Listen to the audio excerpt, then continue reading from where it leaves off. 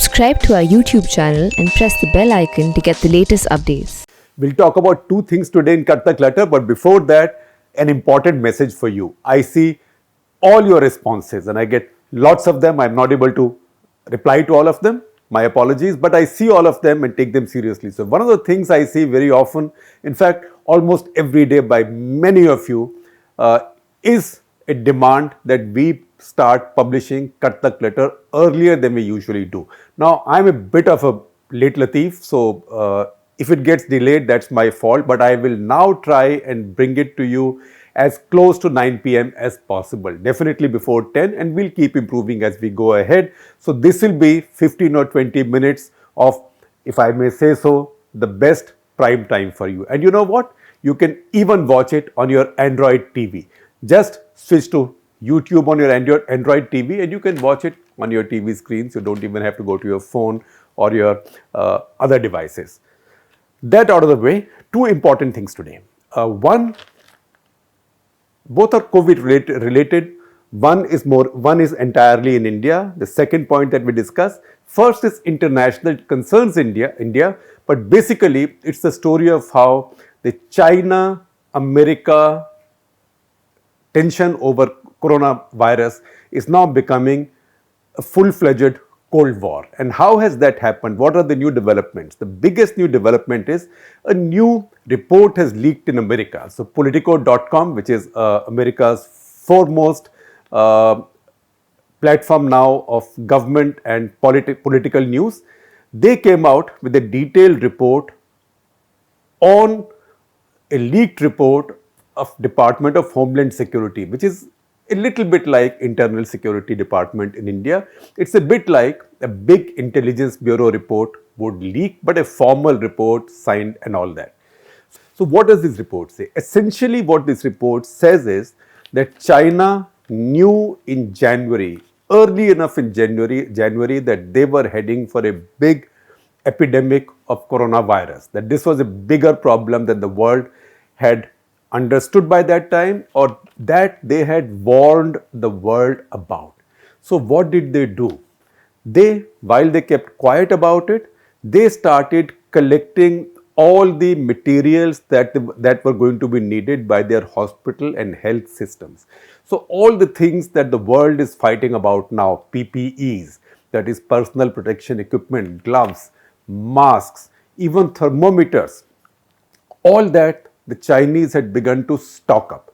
And how did they do it? One, they did it by increasing their imports of these from the rest of the world, which means suddenly companies in Canada, America, Europe started getting orders from China for these things. And at the same time, where the Chinese were exporting many of these things, they slowed down their exports. They never told anybody. In fact, to hide it from the world, they even fudged their figures to the extent that they did not release their January trade figures in January.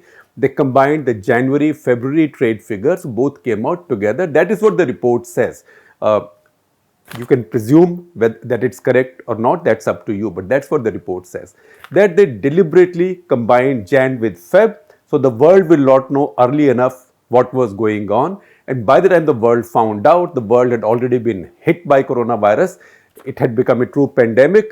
And then they were all scurrying about, desperately searching for PPEs, masks, gloves, and all that. So there is detailed data that the report gives. It says in January, China increased its imports of surgical masks by 78%. Of gowns, surgical gowns by 72%. Imports, China doesn't usually import these things. Gloves by 32%.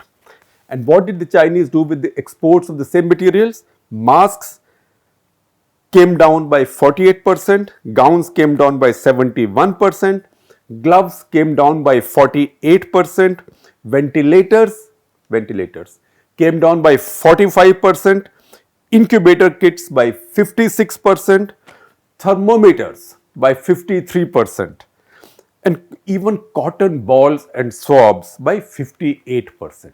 So everything that the world is now desperately searching for and is finding itself short of, they were, if this report is correct, they were fooled into continuing to export to China and exporting in larger amounts, while the Chinese similarly curtailed, in fact, even more drastically curtailed their own exports of these materials. Now, China is the world's factory. China is the world's supply chain. So, what does the world learn from this? One, that China is not a reliable supplier. Second, China is, if this report is correct, China is not a responsible global citizen. And third, that when push comes to the shove, Chinese will then twist all rules and fudge figures to act in their own self-interest. Now, China is not the only country that acts in its self-interest, but these facts are important. They tell you that when there was a calamity on the world being unleashed out of China, I'm not saying deliberately, then the Chinese, instead of warning the world, were actually shoring up their own defenses and leaving the rest of the world to its own devices. So that is the big new finding. Then they also say, the report also says the Chinese delayed the release of their trade data. So this report came out in Politico around the same time. Generally, Mike Pompeo, the US Secretary of State, gave a long interview to Martha Raddatz at ABC News where he confirmed this report. So it's not as if this is rumored or sources. This has been confirmed.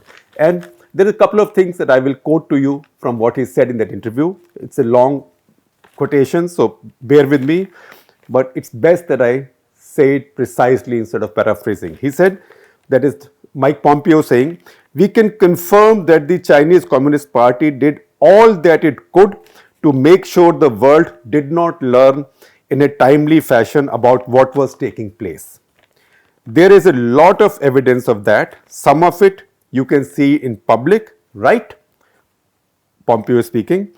We have seen announcements. We have seen that they kicked out journalists. We saw the fact that those who were trying to report on this, that is medical professionals within China, they were silenced. And then he goes on to say they shut down all reporting, all the kinds of things that authoritarian regimes do. Now, these are very strong words. This is Cold War language. So, you are back in a Cold War status in US-Chinese relations. The Chinese have also hit back in kind. The Chinese have released an audio visual which their embassies are now sharing around the world, which make fun of the Americans and which basically say that every time a warning came out of China, America or Trump decided to look the other way and ignored it. So America, it is that is responsible for its own plight and possibly also for making the rest of the world complacent as well. So this is a Cold War that is going on. Now, the second question arises, where did the virus come from? Now there, if you look at the US establishment and the intelligence establishment, there was an intelligence kind of association community report saying that they don't believe this virus was man-made. And that's what WHO chief scientist Soumya Swaminathan also said on our off the cuff, that if a virus is man-made, then it has distinctive features and scientists can figure it out.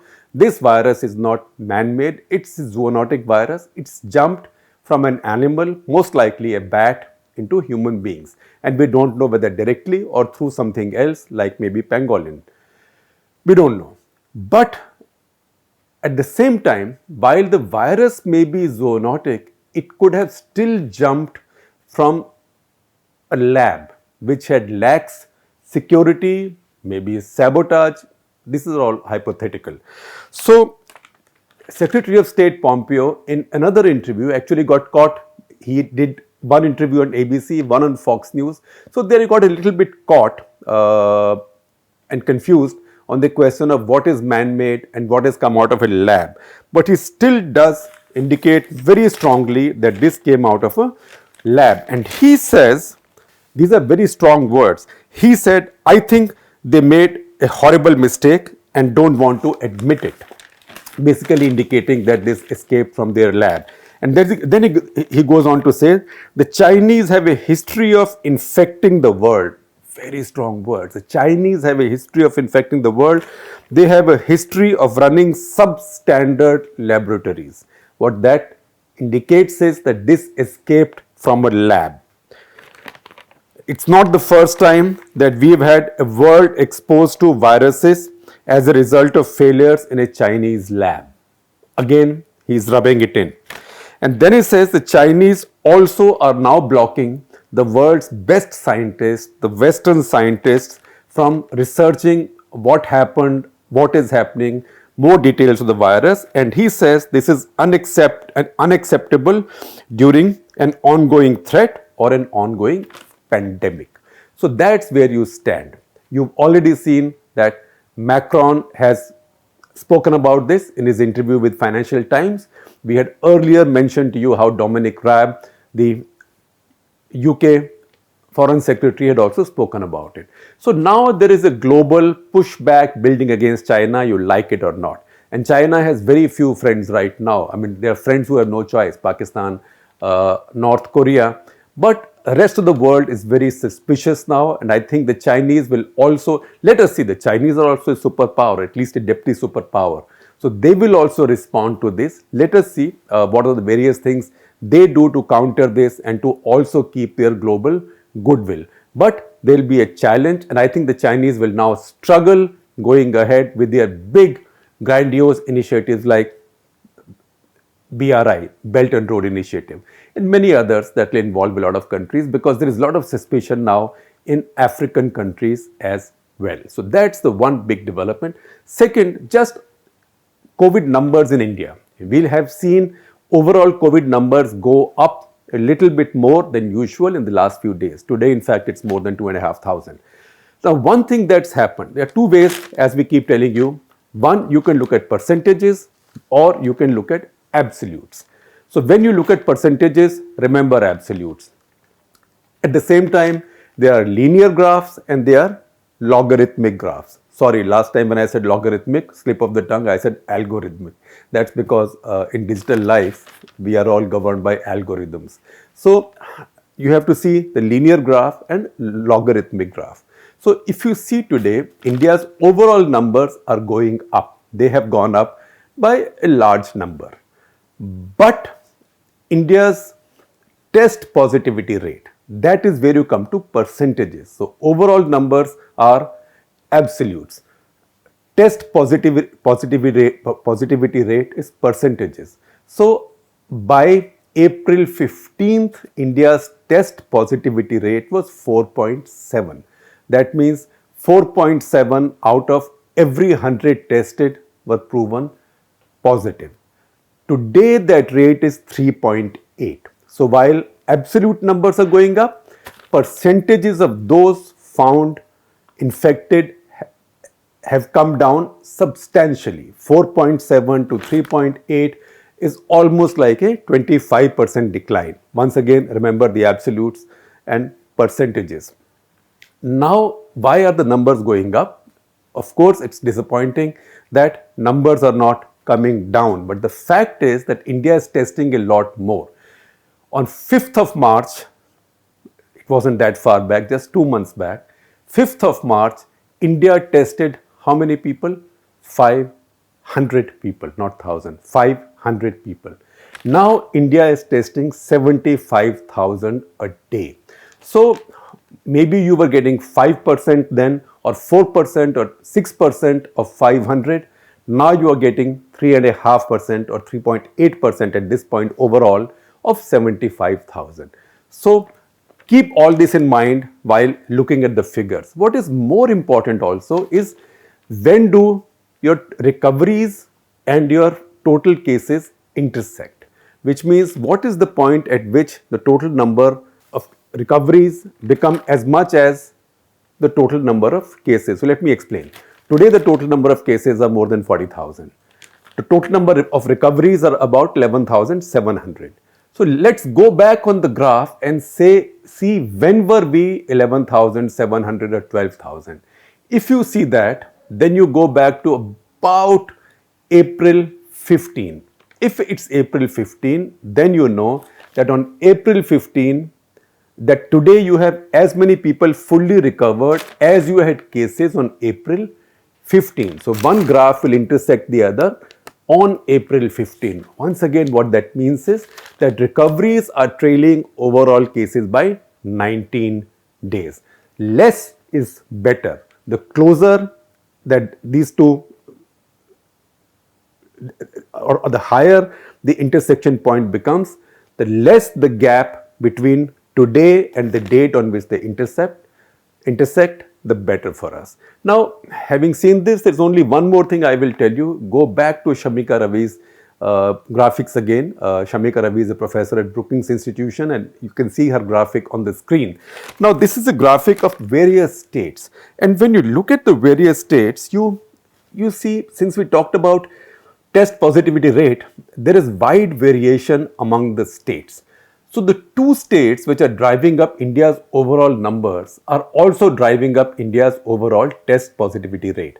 And these are Maharashtra and Gujarat. So Maharashtra is 7 plus, Gujarat is almost 7%. Then a couple of other states are up. Bihar 1 to 2%. I don't know what that matters, how that matters, because Bihar has only now begun to test a little bit more. There is Telangana, which surprises me most of all. It seems to be doing all right, but testing very little, 19,278 only in Telangana. That is a little bit less than even Chhattisgarh. Jharkhand is 13,000. It's a bit of a surprise because Telangana includes the city of Hyderabad. And if the numbers are so low there, then at least that city should come back fully to life. There are also states which have done very well on all indicators, new cases as well as test positivity rate. These are Karnataka, Andhra, Delhi is not doing badly, although its rate is still high, but it's lower than before. But there is Kerala, and there are the usual good states, Kerala, Haryana, etc., etc. So look at this entire picture. India is a continent-sized country. So look at each state like a country, and then that's how you decide what to lock down and what to bring back to life as normal.